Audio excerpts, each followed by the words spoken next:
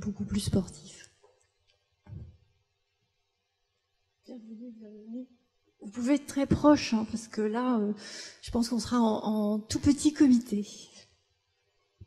Il y a des pylônes ou des derricks qui sont des offshore. Alors les offshore, ce sont des éléments qui sont complètement instables, qui sont en mouvance et en transformation totale. Vous allez voir, c'est pour ça qu'il y a un maillet. Je vous en dis trop. Et qu'est-ce qu'il y a d'autre? Qu'est-ce que j'avais évoqué? Ah oui, par rapport au fait que la maison se libère d'elle-même et donc finalement retrouve une liberté en soi, je renvoie à une référence qui était très importante et qui permet d'évoquer le passage. C'était Stalker de Tarkovsky et donc le fameux travelling que j'avais passé où dans ce film, à un moment donné, avec le passeur, l'initiateur, on va dans la zone qui est une zone essentiellement sensible, vibratile. Donc c'est un mot que j'ai pas inventé. Celui-là, c'est Jacques Moraes, qui est un vrai philosophe, qui l'a inventé. Bon, il est brésilien. Je sais pas s'il s'en est rendu compte, mais c'est un très joli mot. Vibratile. Donc c'est à la fois vibrant et subtil. Donc je trouve que ça rassemble deux entités qui sont assez intéressantes. Et donc dans les gestes, donc là ce sont des éléments, et puis après il y aura des gestes. Bonjour et bienvenue, tu peux venir très proche. Donc il y aura des gestes qu'on retrouve dans mon travail. Donc il y a le geste de sauter, de s'extraire, de voler, qui grâce ça c'est un petit clin d'œil à l'école des arts du cirque, j'ai pu quand même travailler. Il y a le geste de saupoudrer, donc c'est un geste que je vais faire à l'aide de matériaux que j'ai. Donc on prend, bonjour Marie, des matériaux et on saupoudre. Alors ça c'est un geste qui vient directement, qui a été hérité, qui est un geste de femme, qui est un geste de semer, qui fait partie de la tradition familiale et on va dire de la généalogie fantastique. Là je repense à ce document que je vous ai passé la dernière fois, qui était le document de la généalogie fantastique de Nerval, où il retrace sur un bout de papier une arborescence, on va dire un mythe par rapport à ses origines, et donc il crée son personnage. Donc cette cartographie, c'est aussi la question du mythe et de l'origine qu'on peut pas poser complètement, puisqu'ici on est dans la fabrique. Et dans la fabrique, on est déjà dans la faisance, dans le faire, on est juste après l'origine, et donc on touchera à chaque fois un petit peu, mais on effleurera cette question de l'origine, qui est très complexe et pour laquelle je suis absolument pas compétente. Enfin, j'ai quelques sensations, mais pas, on va dire, suffisamment de contexte. Donc, je vais partager ce que j'ai. Les principes de fonctionnement de cette conférence performance, donc je vais pas donner d'explications. Parce que l'explication, c'est un endroit fermé. Et dans la fabrication de l'art, il n'y a pas d'endroit fermé, il y a des endroits mouvants. Donc ce sera juste des observations, et c'est pour ça que j'appelle des états des lieux. Donc ça, c'était le premier principe. L'autre principe, c'était ça s'appelle paysage déjà assemblé, parce que j'aborde des entités, des états des lieux comme des particules qui sont posées les unes à côté des autres, que je vous offre. Et c'est à vous d'agir et de constituer des familles, des réseaux. Et ça fait partie du fait de proposer cette conférence comme une expérience, et à vous d'intégrer et de refabriquer ou de fabriquer dans la perception. Et la question, elle est, et je vous la pose, c'est est-ce que ce format permet une amplification de vos capteurs, de vos sensations, parce que justement, je vous laisse le choix. Donc ça, on en reparlera. Alors après, je vais commencer par un petit geste, puisqu'on est là, juste tout simple. Alors vous allez voir que les petits gestes, ils sont très modestes. Hein. Vous allez voir tout de suite, c'est anti-spectaculaire. Donc voilà, le premier geste. vu que c'est pas du tout spectaculaire. Voilà. Bon, alors après, il y a c'est pas, mais bon, c'est pas grave. Et donc, voilà, switch, Gilbert. Ça fonctionne bien, par contre. Vous allez voir. Hop, hop. Et voilà. et voilà. Donc, alors, voilà. C'était la cartographie, l'étoilement, parce que finalement, les particules, bonjour Ariane. Les particules, je considère que ces particules, ce sont comme des étoiles. Les étoiles, ce sont des morceaux de matière qui sont séparés dans l'espace. Et la manière dont on les lit, donc chacun de vous avez un angle de vue, et vous allez établir votre propre cartographie par rapport aux états de lieux que je vais vous proposer. Donc ça, ce sont les états de lieux qui ont été vus la dernière fois. Donc la mythopoétique, donc c'est la poésie et le mythe, et comment les deux fabriquent le miracle. On a vraiment parlé de choses qui étaient peu dissibles, c'est-à-dire très mystérieuses, comme le miracle, l'intuition, le voyant, bizarrement l'aveugle, qui sont très semblables dans le fait que l'aveugle le voit. Donc on a aussi donc des notions très sensibles, très secrètes. Et puis on est arrivé donc à ce moment de panique avec ce magnifique film de Buster Keaton, là où l'alarme incendie s'est déclenchée, et c'est la raison pour laquelle on se retrouve aujourd'hui avec moi une meilleure énergie, et donc on a la chance de se revoir, et grâce à Elisabeth aussi qui a laissé cette chose se faire un peu étrange. Et donc voilà, on va passer à donc là, on va passer à quelque chose par rapport à ces états des lieux qui sont beaucoup plus explicables, en tout cas reconnaissables, et qui sont dus aussi à l'époque. Et donc la mécanique comme endroit d'entraînement, la fabrique, donc issue de la mécanique, on a un mouvement qui se crée, et on a des formes qui en entraînent une autre avec des rythmes, et donc on fabrique des objets. Et puis il y a un concept de l'art comme expérience où on a vraiment peu de mal à séparer l'action de faire l'œuvre et l'action de vivre, où tout art est expérience, vie est expérience, et l'expérience est art. Et donc tout ça entraîne la défaite du secret, parce que le secret était vivant dans l'idée du mystérieux. La fabrique, elle n'est pas dite, elle n'est pas visible. Au contraire, avec donc on va dire l'industrialisation et la production de l'objet, la fabrique n'a plus de secret, et l'objet qui devient art parce qu'il est déplacé de son état, il a comme conséquence la désacralisation de l'art, et donc la mise en visibilité. Alors là, il y a un film, je sais pas si voilà, ça marche. Donc c'est Ralph Steiner qui a filmé au début du XXe siècle des mécaniques. C'est un film qui est présenté au MoMA. Donc c'est intéressant que le musée, l'Institut muséal, reprenne donc la mécanique comme, on va dire, finalement dans sa plasticité. C'est-à-dire que cette mécanique, ce ballet mécanique, exprime une certaine plasticité, une certaine esthétique. Je ne voudrais pas vous faire hurler en disant ce mot, en parlant de fabrique, mais donc on comprendra une certaine beauté à la machinerie.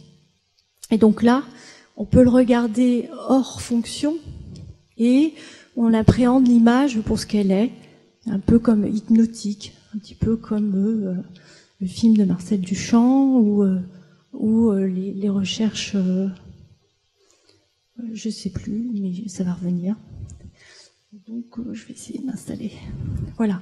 Donc issu de cette mécanique directement, alors ça dure, hein, le film dure à l'infini.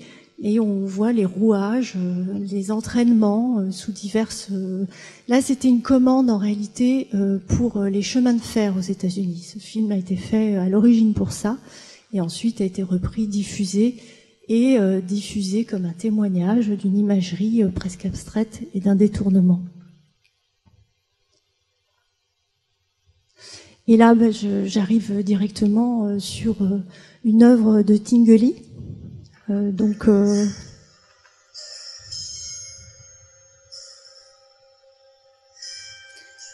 Gilbert, on n'a pas validé les sons.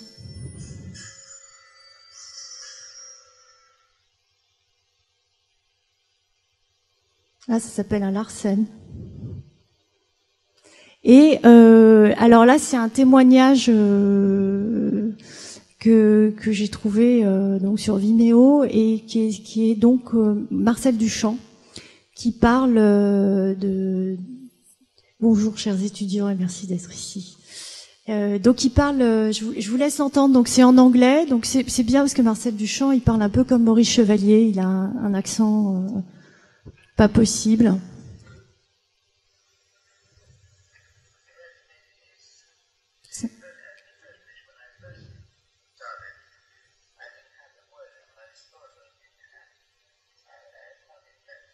Il y a juste un petit problème de son.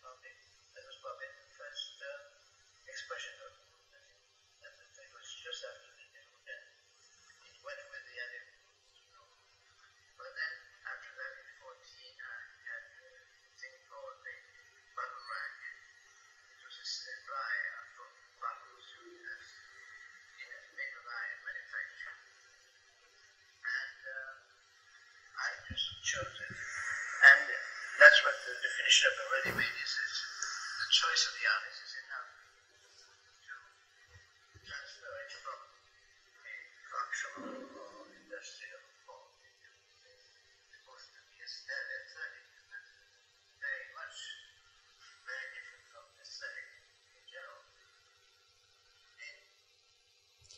Alors donc, en réalité, il explique, c'est un témoignage. Bon, vous n'avez pas pu entendre son magnifique anglais, mais c'est un témoignage où il explique qu'il n'avait pas de mots, donc il avait juste cette roue qui tournait derrière lui, mais il savait pas comment l'appeler. Il disait voilà une roue en mouvement, d'accord. Et puis voilà, il a décidé, il a fait le choix de l'appeler ready-made.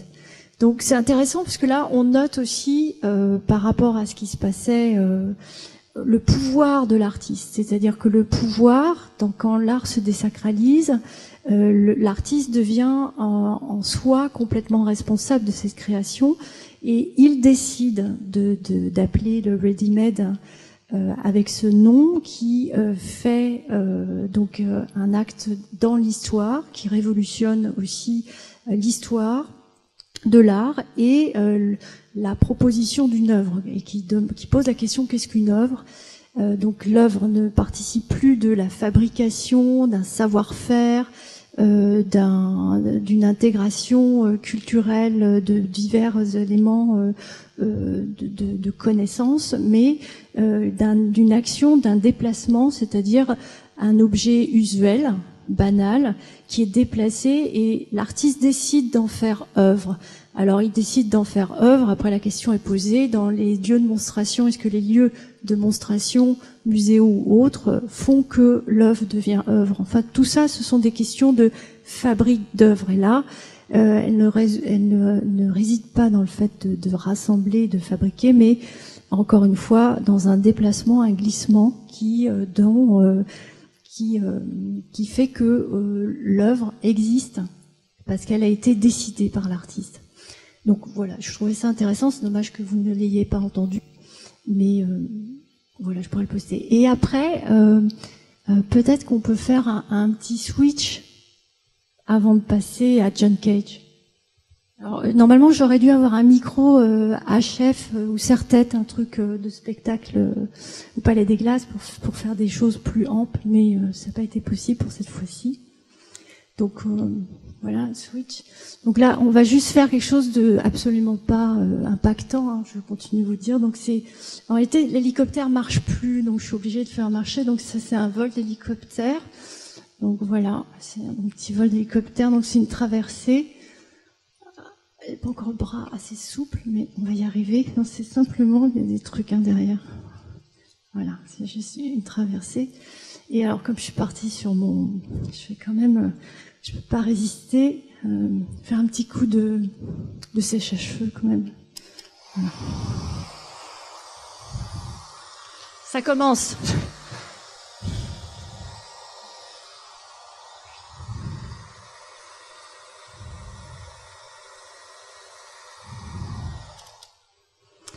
Voilà, donc là c'est quand même un vol d'or. Ça c'est juste pour vous. Donc, je crois que Monsieur Vincent qui est à la maintenance, voilà, j'en aurai. Voilà. Switch Gilbert, on va revenir. Et là, voilà presque.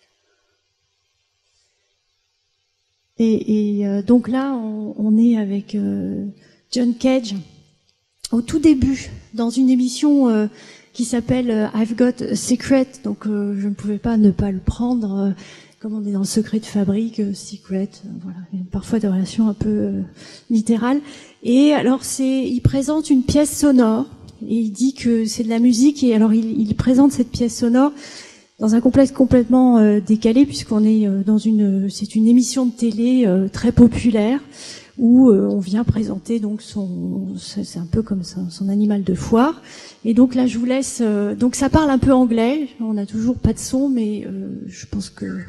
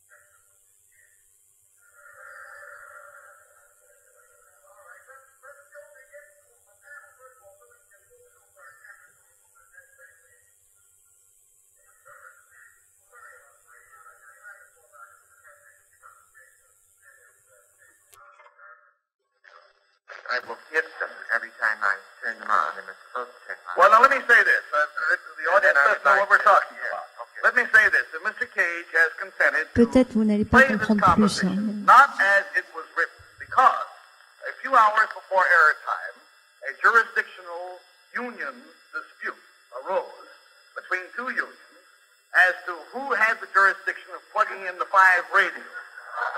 It has not been resolved as of right now. And so Mr. Cage has consented to do this, provided I make the announcement that the two unions came to a dispute and couldn't settle. Well, I decided to, instead of turning them on, as I would normally, I will hit the top of each radio instead. That will sounds sometimes. Then when I turn them off, I will knock them off the table. I'm with you, boy. All right, let's see this instrument. Great. That's it.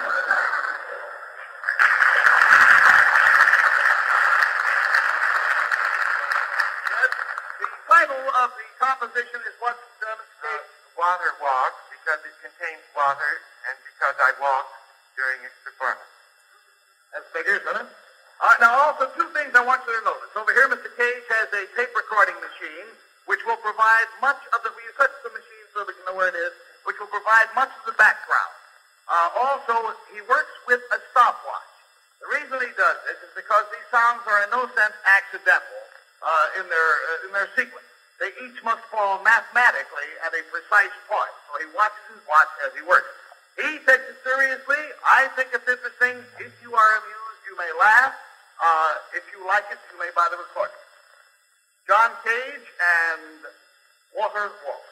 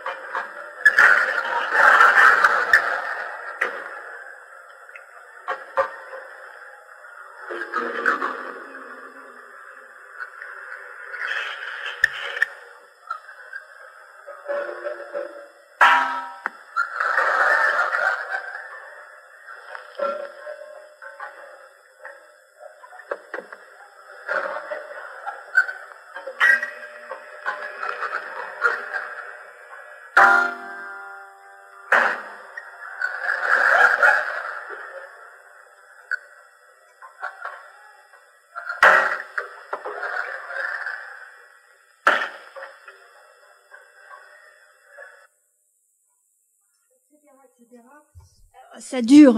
Alors vous voyez que j'ai été très raisonnable par rapport à ce qu'on aurait pu faire.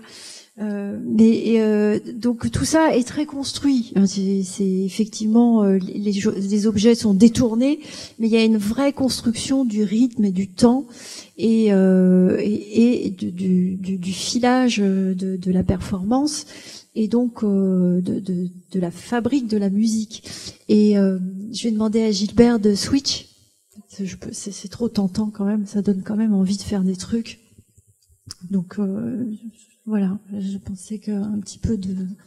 Donc là c'est juste de la gouache, hein, c'est pas nocif ni tachant si jamais il arrive des trucs. Et là je vais vous faire une petite pluie rose.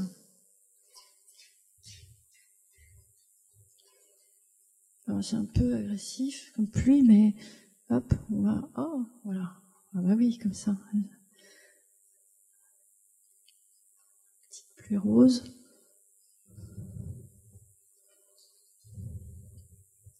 Voilà, on peut switch.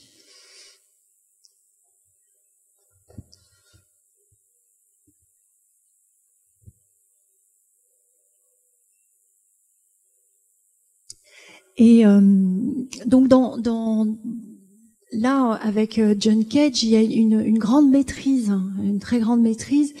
Et ce qui était assez beau, d'ailleurs on en a parlé la dernière fois comme une des formes de la fabrique d'une œuvre, c'est le collage qui va très bien avec cette forme de présentation que j'ai choisie pour continuer cette conférence, c'est-à-dire désassembler.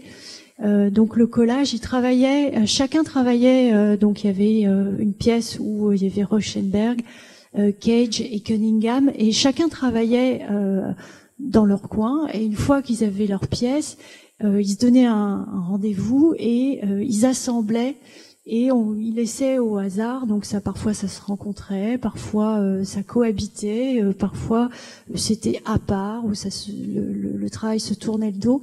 Mais cette notion de collage et de simplement dans un instant donné de rassembler plusieurs expressions et de les laisser vivre les unes avec les autres, c'est une forme de travail qui est contemporaine à la mécanique, donc à l'état dans lequel nous sommes en ce moment, à la mécanique, à la fabrique, et qui est toujours utilisée, toujours intéressante dans des moteurs de recherche.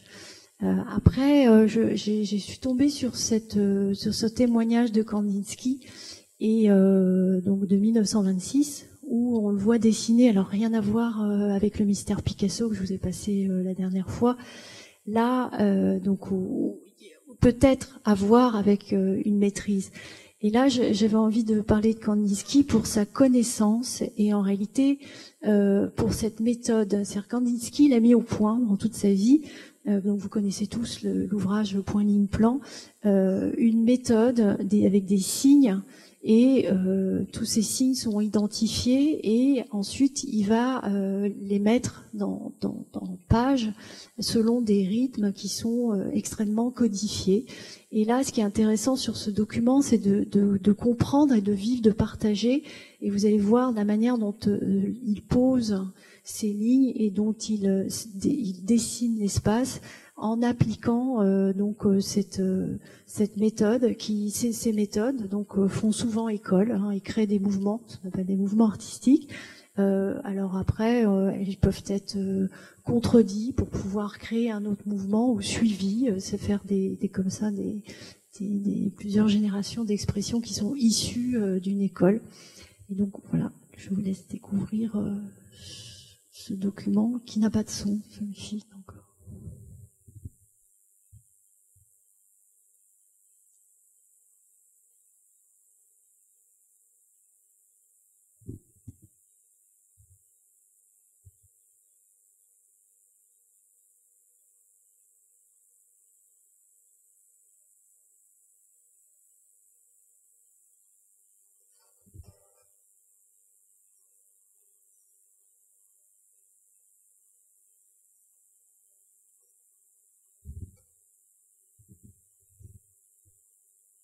Très concentré.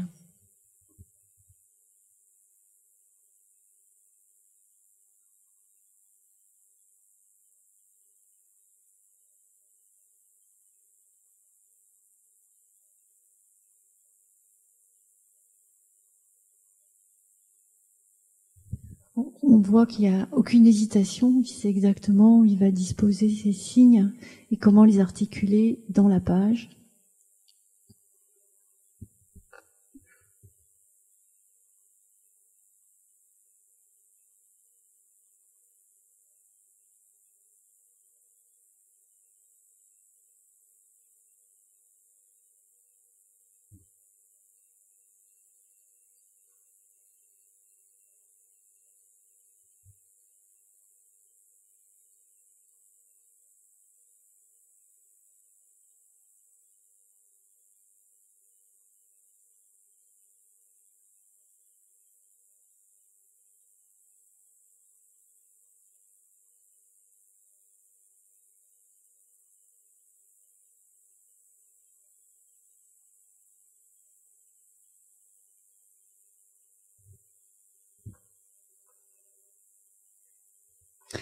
Et alors là, on revient sur l'idée de l'entraînement du moteur à réaction.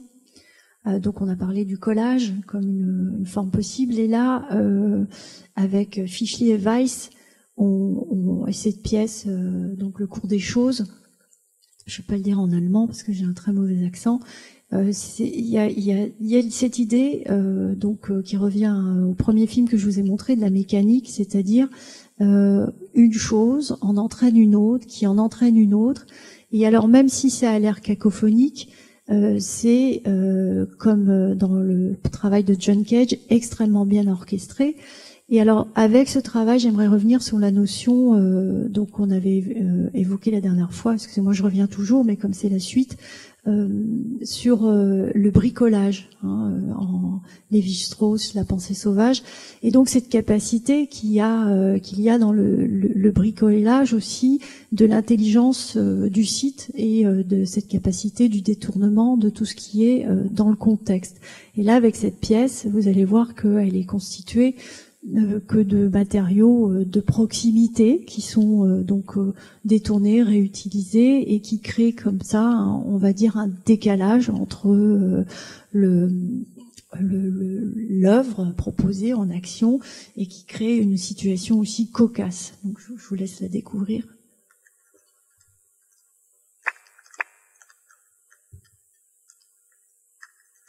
Avec l'histoire du temps, le temps d'arriver des choses, des actions.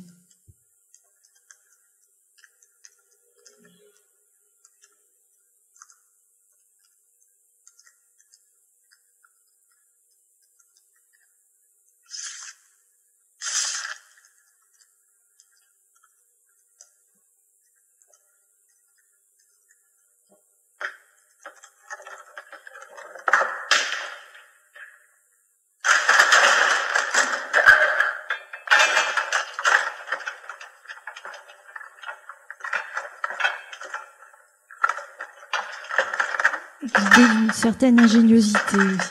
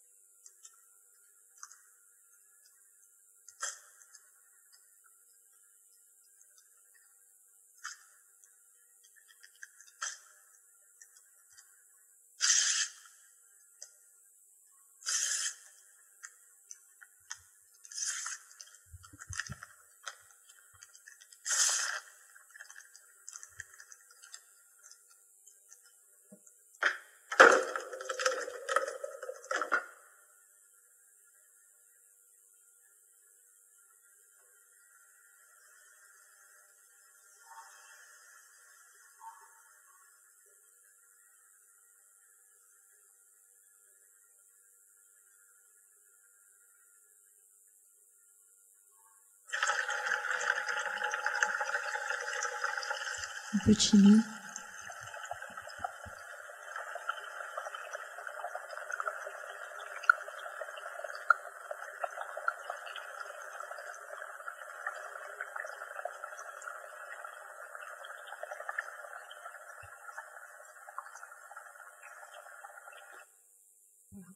Et Gilbert, switch. Donc là, je voudrais mettre en action cette maison qui est traversée d'un objet étrange qui normalement, alors elle peut pas voler, mais presque, on peut faire quelque chose qui ressemble. Alors, je suis obligée.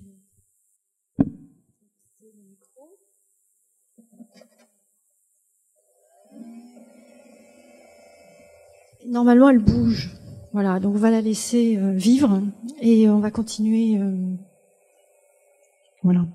Donc, alors maintenant, l'état des lieux de la rencontre, comme un lieu possible dans les formes aussi de fabrication. On a une forme nouvelle qui apparaît au XXe siècle, qui est l'hybridation.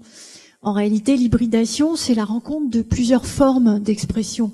C'est très contemporain. On est tous, enfin les artistes contemporains, dont je fais partie et dont je reconnais dans la salle, on est rhizomique dans notre forme d'expression. C'est notre, elle est coincée, je vais la décoincer. Hop, et donc on va rhizomique parce qu'on a des formes d'expression qui vont naviguer entre plusieurs médiums, plusieurs réseaux, et puis l'hybridation, donc c'est la mixité, la rencontre, l'embrassement. Et je voudrais parler aussi de l'écosystème, c'est-à-dire de la fabrique qui se fait en elle-même, tel un écosystème. C'est-à-dire que l'œuvre est posée et continue de vivre sur le modèle d'un écosystème vivant et qui donc se transforme et continue de se transformer et échappe complètement à celui qui l'a fabriqué ou déposé. Alors là, c'est donc une phrase sur la pensée de Walter Benjamin et la manière dont effectivement l'art et l'expérience, ou l'expérience peut faire connaissance et peut faire art. Donc c'est là on en revient au concept de l'art comme expérience. Tous. Et donc dans l'idée de la rencontre, si elle tombe, c'est pas grave, hein, elle fait sa vie, elle est en écosystème, ça nous regarde plus. Et donc il est beau comme la rencontre fortuite sur une table de dissection d'une machine à coudre et d'un parapluie. En réalité, je me souviens très bien d'avoir appris dans mon cours d'esthétique aux Beaux-Arts donné par Marcelin Pléné. Et alors depuis lors, cette phrase ne me quitte plus. C'est l'idée du fait qui est construction, qui est fabrication au moment de cette rencontre.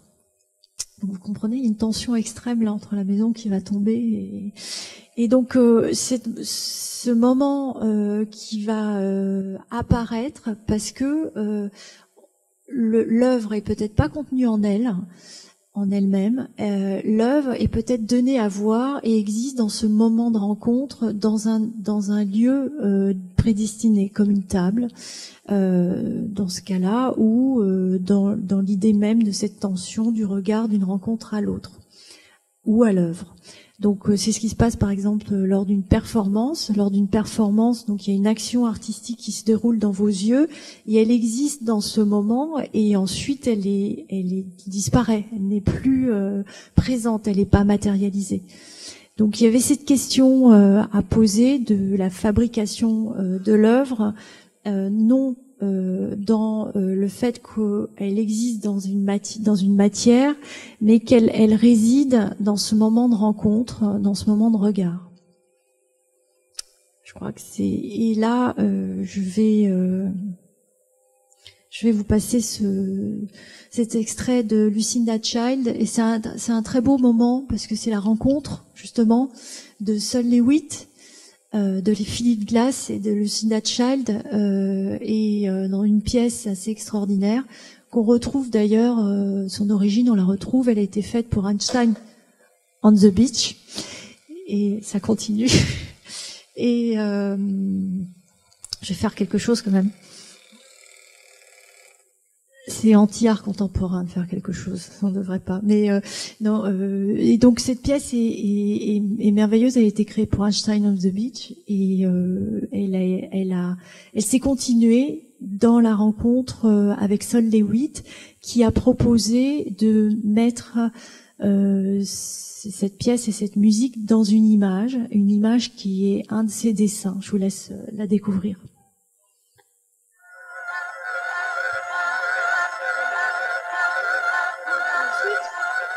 Switch.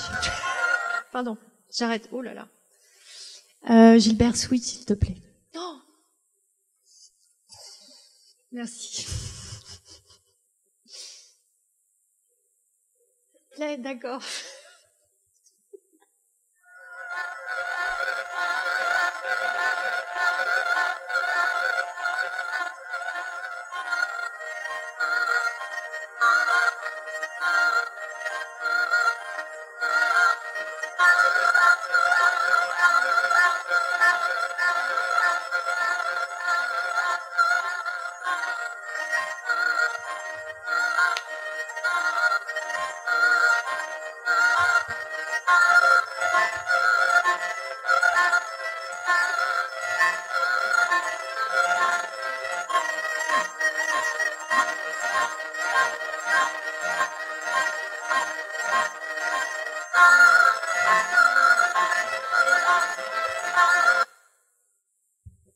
Donc voilà le rapport de l'échelle, du dessin, de la danse, du rythme. Donc il faut excuser la qualité sonore, hein, c'est nettement mieux là. Philippe Glass, il est vraiment, je n'ai pas rendu hommage. Dans un autre exemple d'hybridation, je voulais vous faire découvrir le travail d'Aurélie Gandhi, qui est donc chorégraphe et historienne de l'art, et qui propose des visites dansées des musées, donc des analyses d'œuvres. Moi, j'ai découvert avec un travail qu'elle avait fait sur Daniel Arras et sur Il n'y a rien à voir. Et donc, elle avait mis en mouvement certains de ses écrits. Et je vous laisse... Non.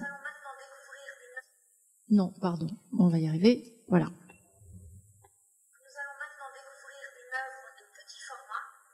Solliciter toute votre attention. Une œuvre réalisée par un peintre presque totalement oublié aujourd'hui. Entre ces deux groupes, une femme typiquement rubénienne, une femme très en chair, prise dans des torsions incroyables, une femme en habit contemporain de Rubens, mais pas contemporain de la scène, bien sûr. On voit donc ici se développer tout l'art de Rubens, avec cette maîtrise presque théâtrale, l'importance des mains et des visages qui trahissent les émotions.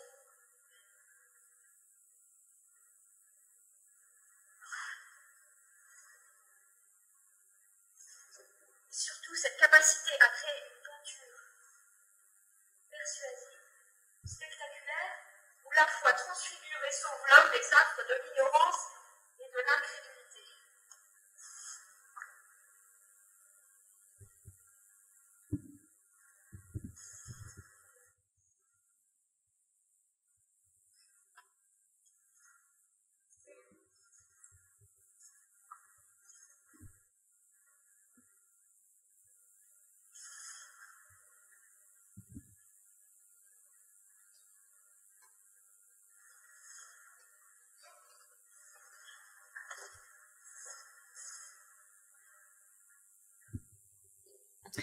Donc là aussi, on revient à la question de la perception, c'est-à-dire de l'immédiat, de ce qui se passe. Parce que là, on a deux éléments. On a l'œuvre qui est commentée par une danse, un geste, donc qui est mise en dialogue.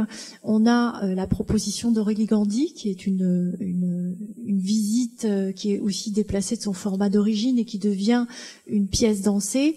Et on a la rencontre des deux qui fait que dans notre regard et dans notre perception du moment apparaît un autre état qui peut peut-être faire œuvre.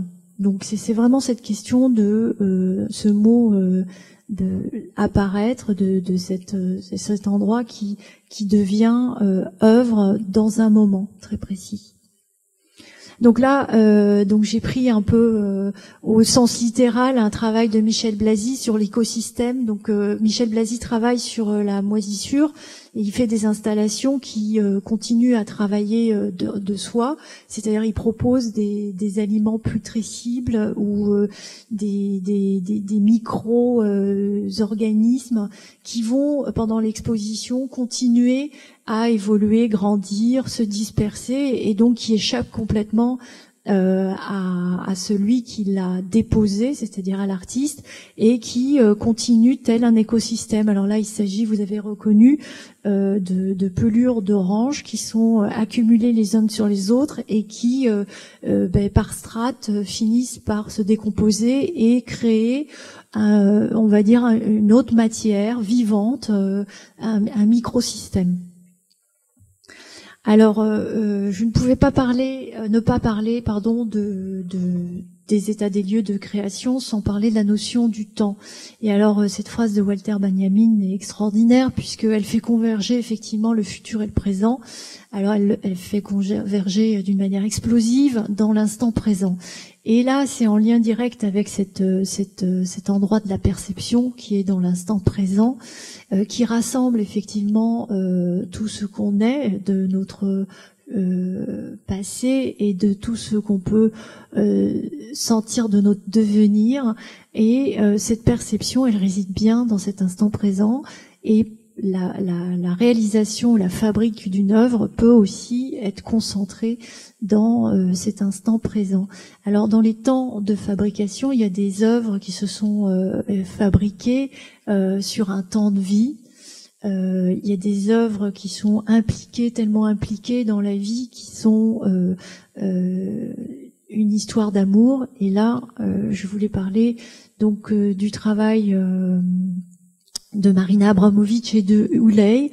Et donc Marina Abramović et Ulay partent de chaque côté de la muraille de Chine et marchent pendant 3 mois pour se rejoindre. Donc il faut dire que ils sont ensemble depuis plus de 20 ans, ensemble dans la vie, mais aussi dans leur travail. Et donc ils font un travail performatif. Et à la suite de cette rencontre, de cette marche de 3 mois, ils se rencontrent pour se séparer. Donc tout ce travail qui s'établit sur 3 mois, mais qui s'établit aussi en abîme, en miroir sur la période d'une vie, et qui même dans leur séparation, puisque elle a fait récemment une autre rencontre, récemment il y a 2-3 ans au MoMA, où elle rencontre encore Ulay sur une table, ils se regardent, et donc le temps de fabrique, il est impossible à déterminer parce qu'effectivement on peut décider d'arrêter. Alors il y a la question de décider d'arrêter d'une fabrique de l'œuvre. Comment décrypter le moment où l'œuvre existe. Alors on parlera après de cette question d'universalité qui est contenue dans l'œuvre et qu'on reconnaît, mais ce temps, il est à la fois infini, c'est-à-dire infini parce que l'œuvre en soi, c'est difficile de la contenir dans une finitude, donc dans quelque chose de fermé, même dans son concept, et elle se continue dans le regard de l'autre, donc l'autre continue à faire l'œuvre. Donc l'artiste va décider de l'offrir au regard, et ça ne veut pas dire que quand il offre au regard, elle soit finie. Donc ça, c'est une question du temps de fabrication qui est presque impossible, comme on définirait l'art, impossible à englober dans quelque chose de fermé. C'est pour ça que l'observation est bien pratique.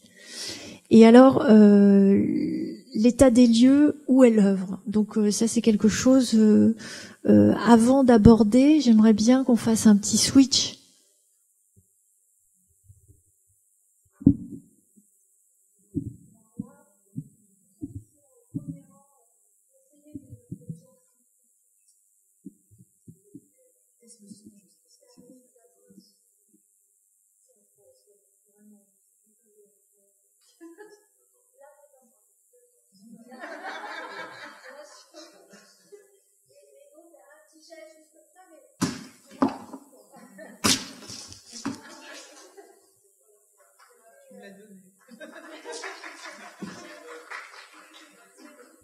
Ça fait toujours du bien.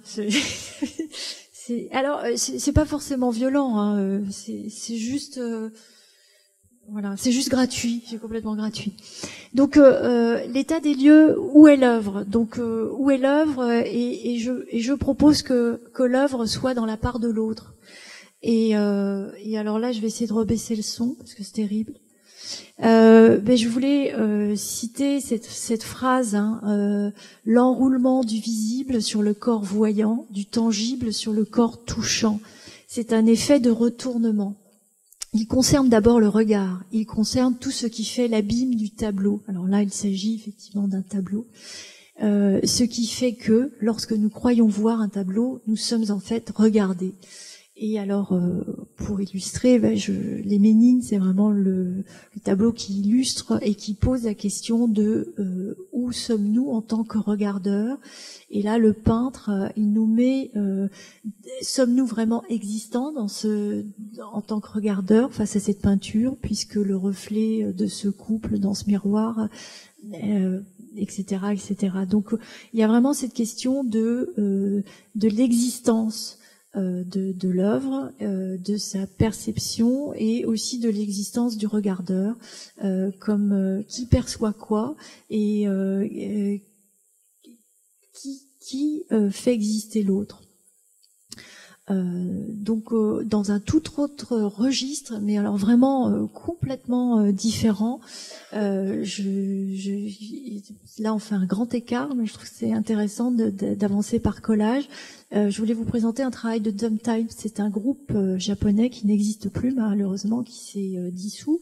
En 1997, ils présentaient à Créteil un travail et qui mettait en interaction donc un travail de sonore d'un artiste qu'on connaît, vous connaissez peut-être, de Ryoichi Ikeda, qui continue à inquiéter le sonore et l'espace visuel.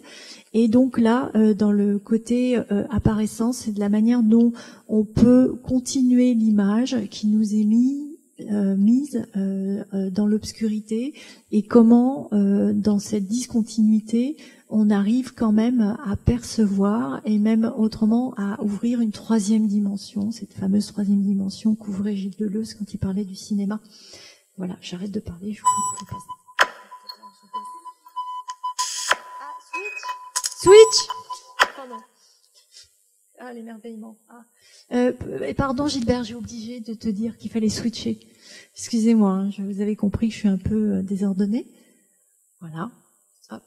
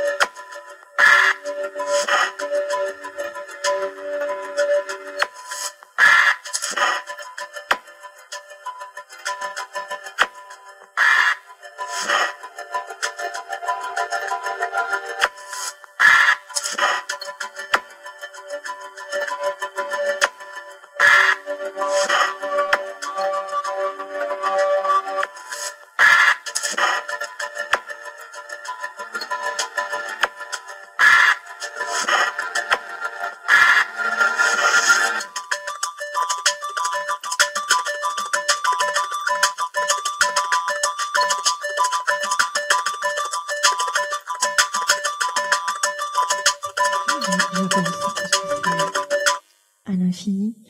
Et je ne pouvais pas, en même temps qu'on parle de l'émerveillement, je vais faire une traversée de maison volante. Donc, elle vole normalement, mais je pense qu'il faut que je quitte mon micro.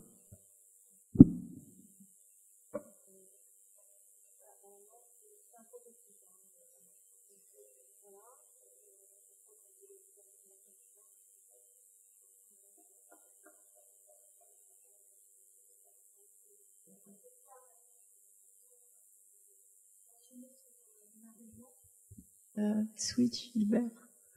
Et pour ne pas terminer, parce que c'est difficile parce que c'est impossible de terminer, bien qu'il faille que je libère la place et que la journée continue, on a une expo à voir, enfin des choses, la vie reprend son cours. Pour ne pas terminer, je voulais absolument parler de l'émerveillement. Alors l'émerveillement, peut-être, c'est ce qui toucherait le plus l'origine de la fabrique. En tout cas, c'est un moyen d'en parler. Et pour parler de cet émerveillement, je voudrais vous parler de par exemple, ça peut vous prendre n'importe quand. Il faut faire très attention, hein, parce qu'on ne se méfie pas assez. Par exemple, le dimanche après-midi, on va en famille au musée. C'est un enfer, il y a du monde. On va aller dans un musée qui n'effraie personne. On va aller au musée du jeu de paume, par exemple. Ça n'effraie personne. Non, même on irait voir, même pas au musée du jeu de paume. C'est même parfois un peu trop. À l'orangerie, voilà. Et puis on se dit qu'on va aller voir les nymphéas. Ça, alors là, c'est hyper galvaudé. On a tous vu les nymphéas sur une boîte à gâteaux, sur un agenda. Enfin, on a tous été entourés par tous les produits dérivatifs des nymphéas. Voilà. Donc on se dit là, c'est sûr, il va rien arriver. On arrive dans cette salle, hein, qui est comme un ventre creux, et là on est complètement embrassé par la peinture, par ce corps coloré qui est spatialement mis en comme quelque chose qui nous embrasse vraiment.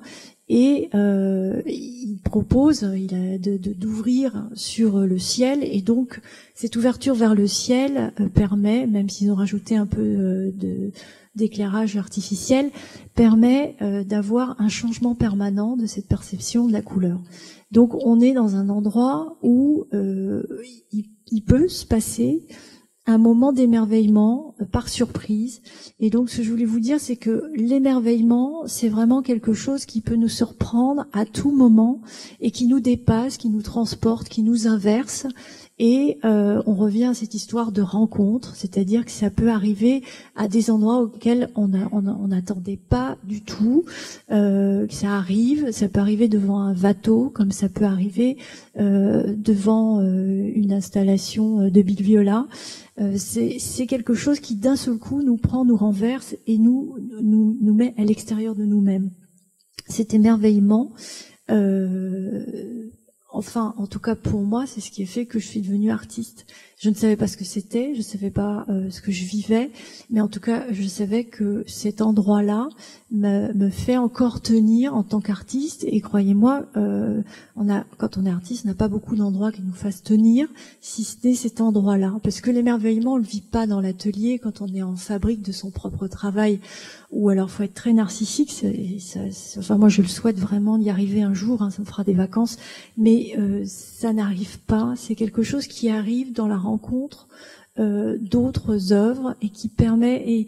Et alors, il y a le moment vécu, mais il y a aussi la résonance qui s'établit par la suite. C'est-à-dire que cet émerveillement, il résonne, il active, il suscite, il met en action. Donc pour moi, c'est, on va dire, une origine possible et identifiable. Donc peut-être que on peut l'apparenter au miracle, on peut l'apparenter à parler des endroits plus mystérieux, moins dissible, on peut l'apparenter à la grâce. C'est quelque chose qui reste, qui est vécu, qui est ressenti, et qui est étonnant parce qu'il arrive n'importe où, n'importe comment. Et moi, je peux vous dire que je vais chasser dans les musées pour le rencontrer. Alors, ça arrive aussi dans le paysage, ça arrive aussi différemment. On peut être émerveillé, et ça, je vous le souhaite, le plus possible dans votre quotidien, parce que c'est gai d'être dans l'émerveillement dans le quotidien. On prend le tram et on regarde un reflet sur un rail, et là, on peut être émerveillé. Ça, c'est assez léger de pouvoir être comme ça, c'est-à-dire être en posture de réception. Donc voilà, et par rapport à cet émerveillement et à l'idée de la constellation que j'avais mise en place, je voulais vous emmener sur le travail de James Turrell et sur ce texte, très beau texte qui a été écrit par Georges Duberman, L'homme qui marchait dans la couleur, et qui renvoie justement à la Shora, c'est-à-dire à cet espace, c'est littéralement, ça veut dire espace matriciel. Et donc je sais pas pour ceux qui ne connaissent pas, Roden Crater, je vais le dire sans accent, c'est un endroit donc qui a été créé par l'artiste, qui est dans lequel on entre et on va s'allonger, et il y a alors moi j'y suis jamais allée, j'ai vu juste des photos, je rêve d'y aller, et donc le plafond s'ouvre sur le ciel, et donc on est donné à voir au ciel, et le ciel à nous. Donc on est juste mis en posture pour recevoir la beauté du ciel. Voilà, donc je trouve que c'est une œuvre très pertinente, très intelligente, et qui nous remet dans cette capacité à voir, à décrypter, à amplifier ses sens pour pouvoir recevoir. C'est ce qu'on essaie de faire là, c'est pas facile parce que mais c'est ce qu'on essaie. Et donc, je reviens à cet étoilement qu'on a passé, ce petit moment qu'on a passé ensemble. Et donc, avec l'apparescence, ce mot que vous allez tous employer, il y avait aussi la prégnation. Alors, la prégnation, ça vient de la théorie des gestaltistes. C'est un peu compliqué, c'est allemand, mais c'est un moyen de percevoir les formes, et aussi c'est un moyen de percevoir les formes en considérant la globalité, le groupe. Et donc c'est une notion que j'ai un peu passée à la trappe, mais sur l'universalité de la perception d'une œuvre, c'est-à-dire que dans la perception d'une œuvre, à un moment donné, on sait qu'elle est reconnue en globalité. On est individu quand on l'aperçoit, mais on sait que en tant qu'individu, on est être au monde, on est un global, et donc il y a cette notion d'universalité à l'œuvre qui s'impose d'elle-même. Après, je ne saurais pas vous expliquer pourquoi, mais il y a cet état.